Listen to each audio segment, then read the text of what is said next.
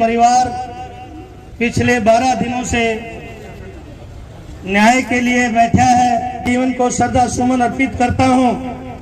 गूंगी बहरी निकम्मी सरकार जिसके तानाशाही हिटलर शाही की जितनी निंदा की, इसके मुखिया को शर्म आनी चाहिए। पिताजी पे भी 307 लगा करके उनको भी उठा लिया गया है। जो मुझे जानकारी मिली है, निकम्मा प्रशासन, निकम्मी सरकार, इतनी भी बेशर्माई की ना करो। जिसके घर से लाल गया है, क्या कोई वो बाप 307? जमालपुर जी,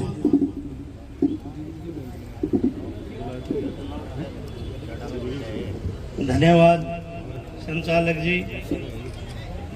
आज इस दुख की घड़ी में आई तमाम सरदारी, पॉलिटिकल नुमाइंदे,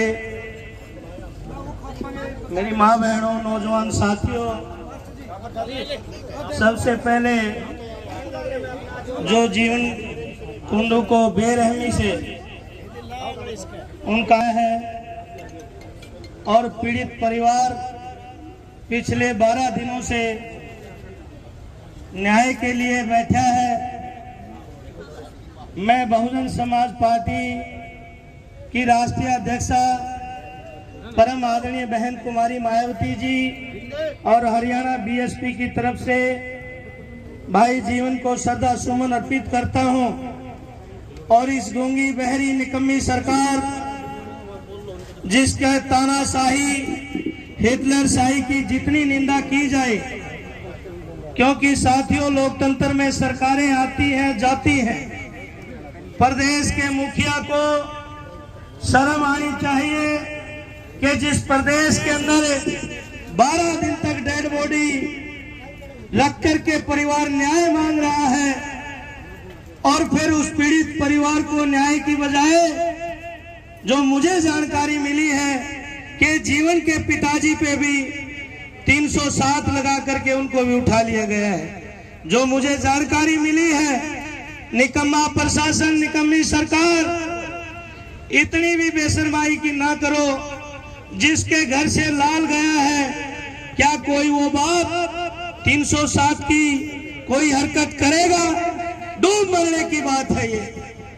लेकिन मैं तमाम सरदारी से हमेशा जब भी हमें मौका मिलता हम एक बात कहते हैं कि आरएसएस, बीजेपी, ये लोग इस देश के अंदर जो भगवाकरण करना चाह रहे हैं, जहां हिंदू मुस्लिम है वहां हिंदू मुस्लिम के नाम पर, और जहां हिंदू मुस्लिम नहीं है तो एक जात को दूसरी जात से भिड़ाने का काम करते हैं। अभी जो सरकार की नाकामी है, तिरंगे का सहारा लेकर के इन पीड़ित परिवार को जो न्याय दिलाने वाले लोग हैं, उनके ऊपर तिरंगे के अपमान का ये मुकदमा करने की बात कर रहे हैं। ऐ मेरे समाज की तमाम सम्मानित सरदारी, ये आरएसएस, बीजेपी, हम अच्छी तरह जानते हैं कि ये तिरंगे का कितना सम्मान करते हैं। ये संघ आरएसएस जो जिससे ये बीजेपी चलती है, देश की आजादी के बाद कितने सालों तक वहां तिरंगा न फहराया गया। ये हमें तिरंगे के बारे में उस साहस, उस योद्धाओं को चैलेंज कर रहे हैं जिन्होंने प्रदेश के अंदर सबसे बड़ी आबादी है, 30 साल ये प्रदेश चलाया है और देश की सीमाओं पे इस परिवार ने, इस कौम ने शहादत दी है। आप उनको तिरंगे का सबक सिलाएंगे? आपकी प्रदेश की मुखिया बीजेपी की पिछले दिनों उन्होंने स्टेटमेंट दी, बहुत ही निकम्मी स्टेटमेंट थी। मैंने स्वयं मीडिया के सामने आकर के उसकी निंदा की। आप विशेष वर्ग को टारगेट करके चलते हैं, लेकिन मेरी खाप सरदारी, तमाम पॉलिटिकल पार्टी के लोगों, मेरी आपसे भी अपील है, अगर बचना है तो हमें जात नहीं जमात बनानी होगी। अगर इस परिवार को न्याय दिलाना है तो हम सबको राजनीति और जात पात से ऊपर उठ करके हमें बराबर लड़ाई लड़नी होगी।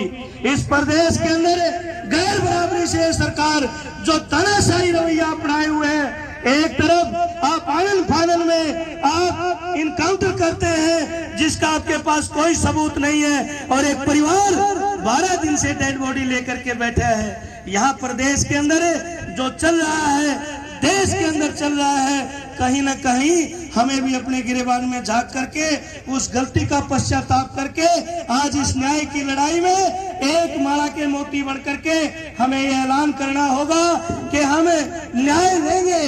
भारतीय संविधान के तहत परम पूज्य बाबा साहब डॉक्टर अम्बेडकर ने जो हमें संवैधानिक अधिकार दिए, और तानाशाही सरकार के ऐसे रवैये के समय तमाम कमेटी के तमाम प्लानिंग करता साथियों से मेरी अपील है कि ये न्याय की लड़ाई सावधान रह करके हमें आगे बढ़ना है। आपने हमें समय दिया, आपका बहुत बहुत धन्यवाद।